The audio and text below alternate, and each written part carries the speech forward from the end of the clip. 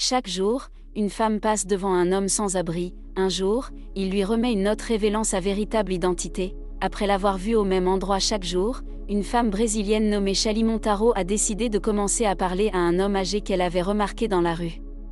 Après avoir fait connaissance, elle a appris qu'il était sans abri depuis plus de 3 décennies.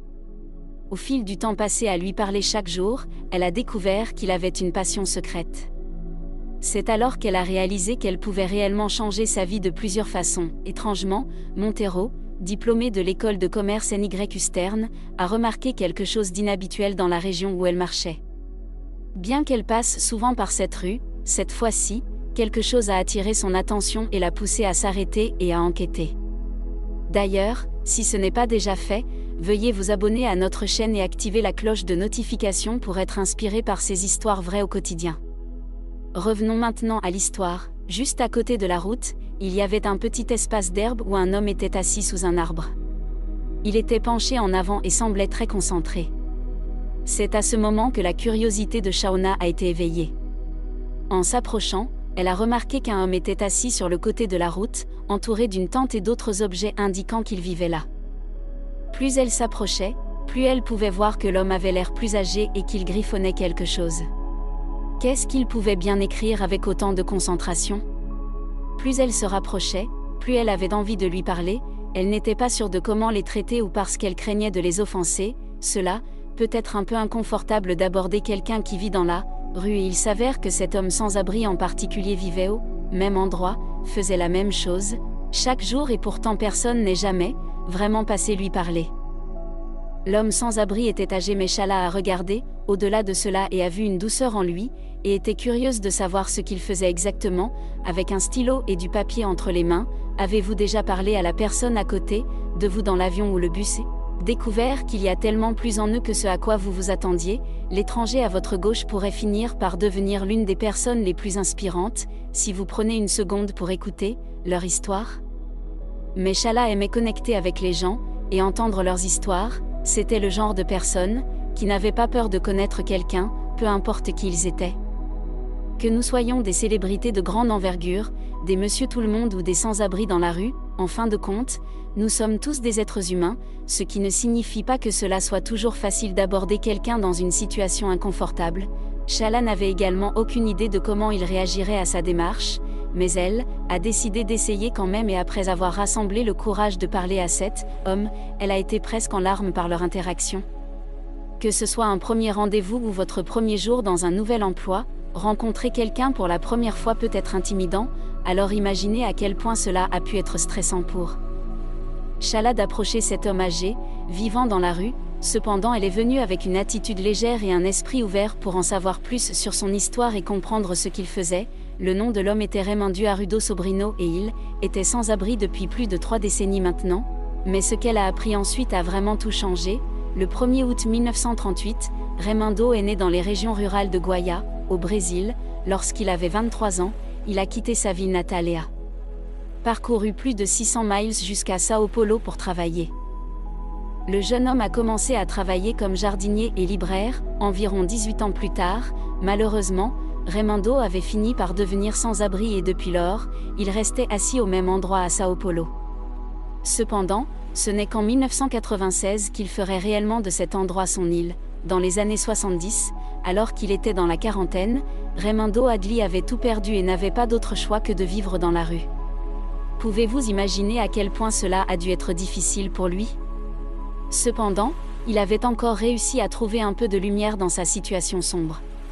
Sa passion était l'écriture, et il passait son temps à écrire au milieu d'une rue à proximité, qu'il appelait l'île.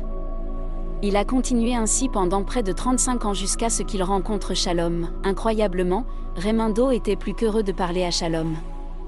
Il lui a raconté son histoire et a expliqué qu'il aimait écrire, et c'est ce qu'il faisait là, sous les arbres sur l'île, chaque jour. Lorsque je l'ai vu pour la première fois, il m'a donné l'un de ses poèmes. À partir de ce moment-là, il a commencé à faire partie de ma vie, a partagé Shala dans un court-métrage documentaire intitulé Le Conditionné. Cependant, ce n'est qu'après avoir lu ses œuvres qu'elle a réalisé que le talent de Raimundo était bien plus que cela. Même si les artistes ont la réputation stéréotypée d'avoir un ego surdimensionné, Ils sont en réalité très sensibles et attachés à leur création. En raison de cela, que vous soyez peintre, musicien ou écrivain, les créatifs peuvent être assez secrets quant à la présentation de leurs œuvres aux autres. Pourtant, Raimundo et Shala semblaient avoir une connexion instantanée si pure qu'ils se sentaient capables de lui montrer l'un de ses poèmes. À sa grande surprise, elle est instantanément tombée amoureuse de son travail et a réalisé que ses écrits étaient puissants et porteurs de sens. Les deux ont commencé à discuter quotidiennement. Finalement, Raimundo s'est senti de plus en plus à l'aise avec elle, lui montrant de plus en plus de pièces de son travail qu'il avait écrit. Ses poèmes l'ont émue aux larmes et elle a apprécié chaque mot écrit sur ces morceaux de papier. C'est alors qu'elle a réalisé que c'était plus qu'un simple passe-temps pour lui. Raimundo, bien qu'il ait toujours rêvé de publier un livre de ses œuvres, était clairement incapable de le faire en raison de sa situation précaire. Cependant, il fut complètement impressionné par l'homme âgé doux, intelligent et talentueux. Plus elle apprenait à le connaître, plus elle lisait ses écrits. Plus elle se rendait compte qu'il n'était pas seulement un poète, mais aussi un philosophe. Son désir de partager son travail avec le monde brisait son cœur, car il était incapable de le réaliser.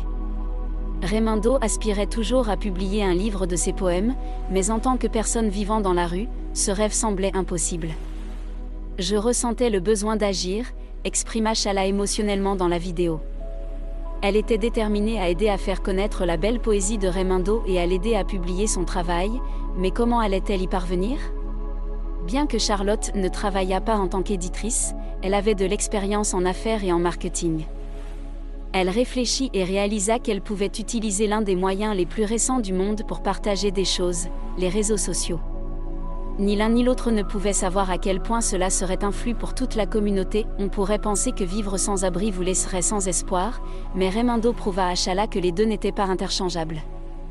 Shala ouvrit une page Facebook et un blog en son honneur, où elle raconta son histoire et publia ses poèmes pour que les gens comprennent à quel point cet homme était inspirant et puissant. Assis sur un tabouret en bois, vêtu de sacs en plastique noir, il passait son temps à écrire sur de petits morceaux de papier découpés avec soin à la même taille. Tous étaient signés avec la mention « Le Conditionné », le nom de plume que Raimundo utilisait pour signer toutes ses œuvres. Elle téléchargea ses poèmes sur la page, et cela connut un succès au-delà de leurs attentes. Non seulement les gens aimaient et suivaient la page, mais ils commencèrent également à contacter Raimundo lui-même. Ce qui est incroyable, c'est que si Shala avait rencontré Raimundo même 5 ans plus tôt, elle n'aurait probablement pas pu l'aider.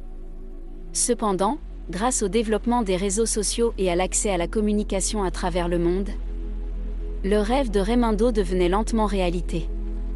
Parler du bon endroit au bon moment. Pouvez-vous imaginer ce que l'homme talentueux a dû ressentir à ce stade ? Cependant, ce qui s'est passé ensuite allait vraiment choquer tout le monde. Shaolin Raimundo s'était lié d'amitié avec Shala. Elle venait le voir presque tous les jours et appréciait les échanges verbaux avec lui, ainsi que les nouvelles choses qu'il partageait. Après avoir ouvert la page Facebook, de nombreuses personnes furent autant touchées qu'elle. Cependant, il s'est avéré que les gens n'étaient pas seulement inspirés par les mots beaux et poétiques de Raimundo. Ils étaient aussi curieux de le connaître en tant que personne, tout comme Shala. C'est à ce moment-là qu'ils ont vraiment commencé à réaliser à quel point les publications affectaient la communauté qui les entourait. Les comptes de médias sociaux de Raimundo gagnaient de plus en plus de visibilité, et il commençait également à recevoir plus de visiteurs en personne.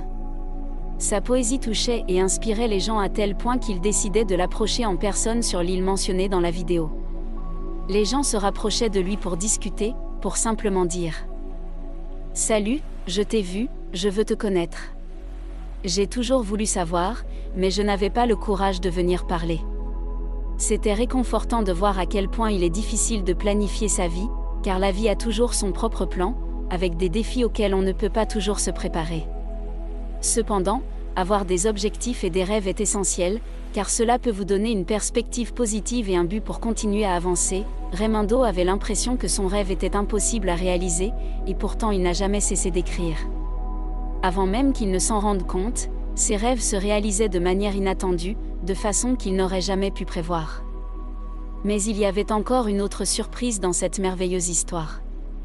Comme nous l'avons mentionné, les mots doux et puissants de ce gentilhomme âgé étaient à la fois inspirants et beaux. Il ne fait aucun doute qu'il avait traversé beaucoup d'épreuves, et à l'âge de 70 ans, il possédait sans aucun doute une grande sagesse. Qu'il ait eu un foyer ou non lorsqu'il vivait sur l'île de Sao Paulo au Brésil, Raymundo a écrit quelque chose de très spécial en 2012 après avoir rencontré Chala.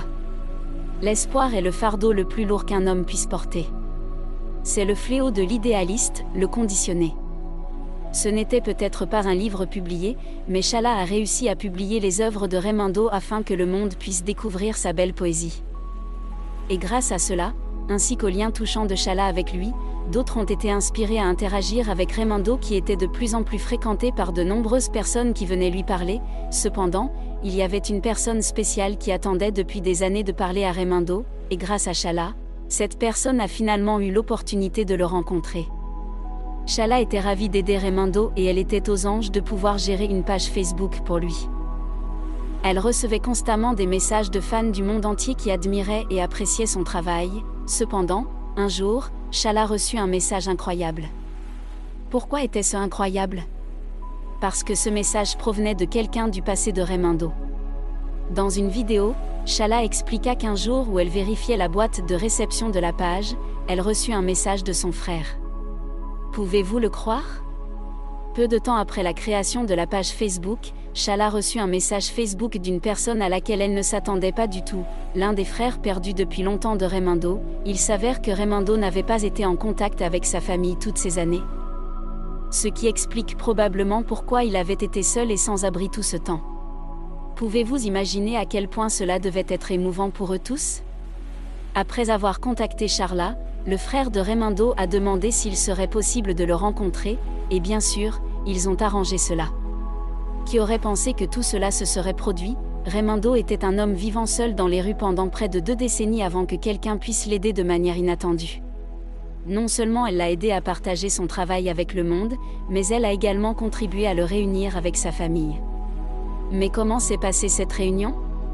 Cela devait sûrement être une situation incroyablement émouvante pour toutes les parties impliquées. Pouvez-vous imaginer retrouver votre frère perdu depuis si longtemps via une page Facebook? C'est certainement le meilleur côté des médias sociaux. Cependant, il y avait toujours une légère hésitation, car on ne pouvait pas être sûr qu'ils étaient réellement frères tant qu'ils ne s'étaient pas rencontrés en personne. Le frère de Raymundo a avoué avec émotion lors de son entretien vidéo après 57 ans. J'ai réussi à retrouver mon frère dès mon arrivée sur l'île. Je découvris un homme au milieu des déchets, aux cheveux hirsutes et non rasés, sans aucune hygiène, en sachant que cette personne était mon frère. On ne peut vraiment pas prédire ce qui se passera lorsque l'on rencontre quelqu'un pour la première fois, tout comme lorsque Chala s'approcha de Raymundo pour la première fois. Mais une chose était certaine, c'est que les deux étaient submergés de joie de enfin se voir. Étonnamment, les retrouvailles étaient emplies d'émotions et de larmes. Les deux étaient tellement touchés d'être enfin réunis et étaient sous le choc de toute la situation. Mais que se passerait-il entre eux maintenant? Après leur retrouvailles? Une fois que les deux se furent réunis, son frère voulait l'aider de toutes les manières possibles, tout comme Chala avait fait avec Raymundo. Son frère expliqua davantage: « J'ai suggéré que Raymundo vienne vivre avec moi. Mes frères sont toujours en vie, ils sont tous en vie. C'était lui qui manquait pour combler le vide que nous avions. » Parler d'une fin heureuse et sincère pour une histoire aussi intense et déchirante. Et cette histoire inspirante devient encore meilleure. Dès qu'il a accepté l'invitation de son frère à venir vivre avec lui, il lui a procuré de nouveaux vêtements, l'a rasé et lui a donné une nouvelle coupe de cheveux élégante. Pour la première fois en 35 ans, Raymundo était tout propre et avait enfin retrouvé sa famille. Mais comment a-t-il vécu de voir sa famille le voir après si longtemps et quelle a été la transition pour eux tous? Il n'est pas un invité, il fait partie de la famille avec mes enfants et ma femme. C'est une partie intégrante, a exprimé émotionnellement le frère de Raymundo. En 2011, Chala et Raymundo sont devenus amis et sont restés les meilleurs amis jusqu'au jour où il est décédé en 2020. En 2012, Chala a ouvert une page Facebook en tant que poète talentueux et est devenu viral grâce à cela. Son frère l'a retrouvé et les deux se sont reconnectés après avoir pensé s'être perdus à jamais. Puis, en 2015, ils ont tous réussi à réaliser le grand rêve de Raymundo, il a réussi à écrire et publier un livre de ses écrits. Quelle merveille! Avec tous les poèmes magnifiques et philosophiques, ainsi que les paroles de sagesse que le sensible, doux et intelligent Raymundo a écrit, les histoires les plus inspirantes sont les siennes, de la misère à la richesse. À la fin de tout cela, Il a reçu tellement d'amour et de joie dans sa vie, et tout cela grâce à Shala, généreuse, inspirante et aimante. Sans sa curiosité et son cœur ouvert, rien de tout cela n'aurait été possible. Si vous avez aimé la vidéo, n'hésitez pas à cliquer sur j'aime et à la partager avec quelqu'un qui pourrait la trouver intéressante. Merci de l'avoir regardée et je vous retrouve dans la prochaine vidéo.